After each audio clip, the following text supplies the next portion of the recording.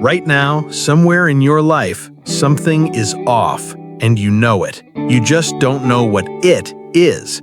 Stay with me for the next 10 minutes, because sign number 3 on this list happened to you this week, not last month, this week.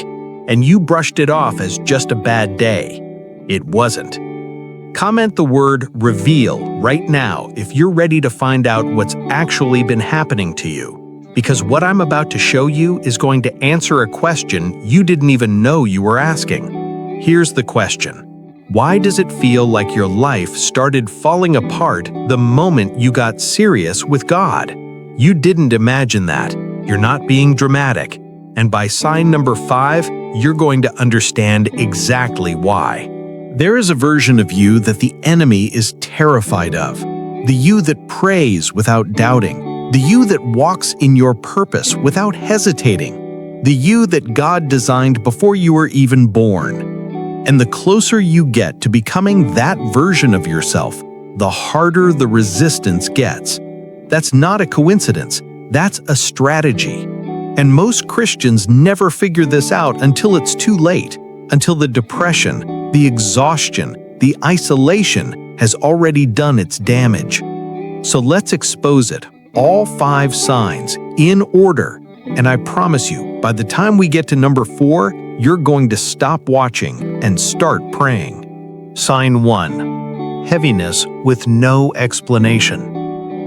You wake up and something feels wrong before your feet even hit the floor. Not sad, not stressed, heavy. Like there's a weight sitting on your chest that wasn't there yesterday.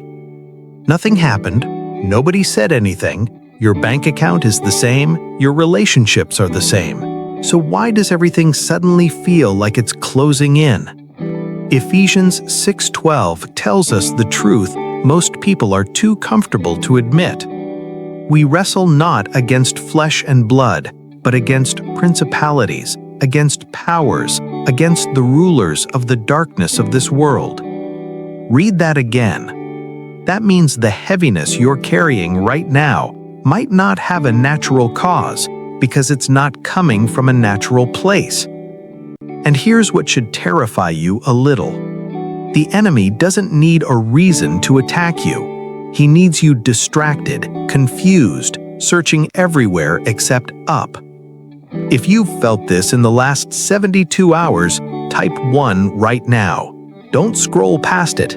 I need you to acknowledge it, because what you don't name, you can't fight. But this isn't even the sign that should worry you the most.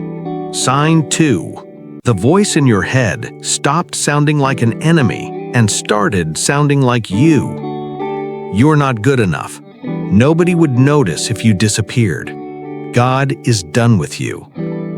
Here's what nobody tells you in church. The enemy rarely announces himself. He doesn't whisper in a demon voice. He borrows yours.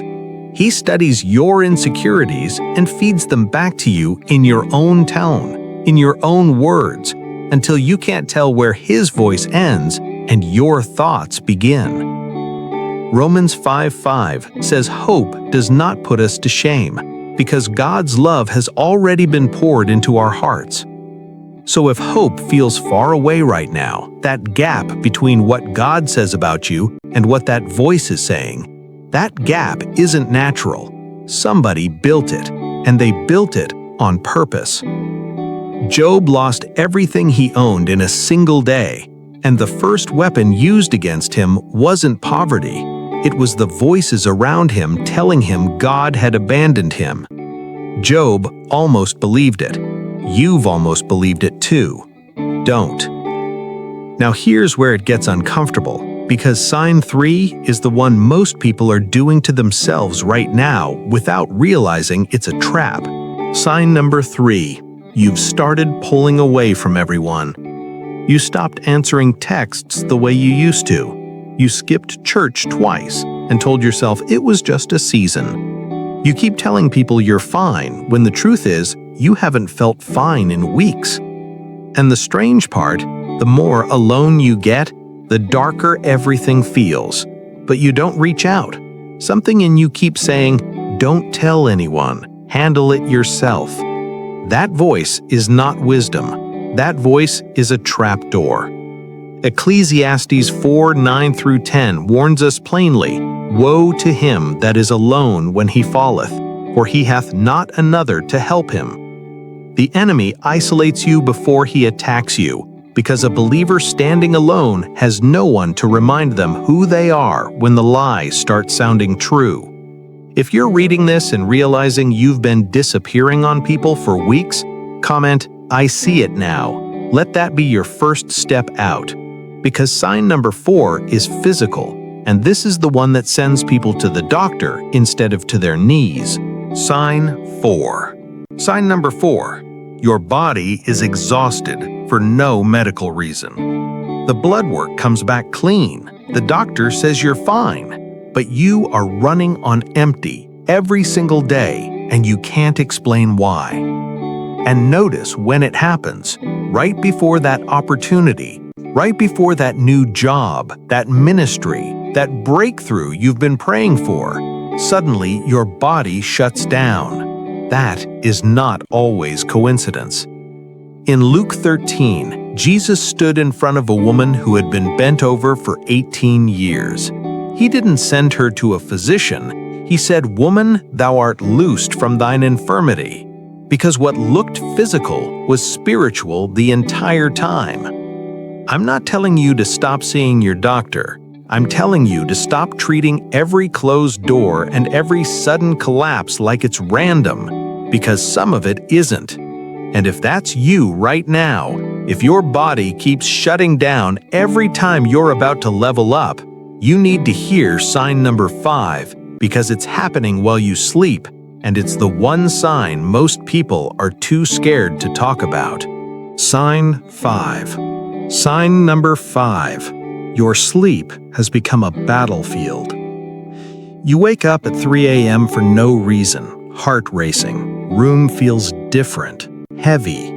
You had a dream you can't even repeat out loud because of how dark it felt.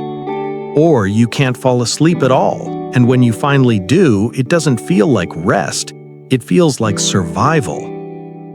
Psalm 127:2 says God grants sleep to those he loves. So when your sleep has been hijacked, when your bedroom, the one place that's supposed to be safe, has become the place you dread the most, somebody is interfering with what God intended for you. In Daniel chapter 10, an entire spiritual war was happening in the unseen realm, and it directly shaped what Daniel experienced in the natural. You are not exempt from that same battlefield. If you just realized that's exactly what's been happening in your room at night, don't finish this video without doing what I'm about to show you. You've seen all 5, and if even 2 of them described you, you already know this isn't random, this is targeted. So here's how you take your life back, and I need you to actually do these, not just watch them. Weapon 1. Close the door. James 4:7 says, "Submit to God, resist the devil, and he will flee." Not fight the devil first, submit first. Ask God right now what door you left open. He will show you. He always does. Weapon 2. Stop praying like it's a wish list. Ephesians 6:18 calls it praying in the Spirit on all occasions. This isn't asking God for a favor.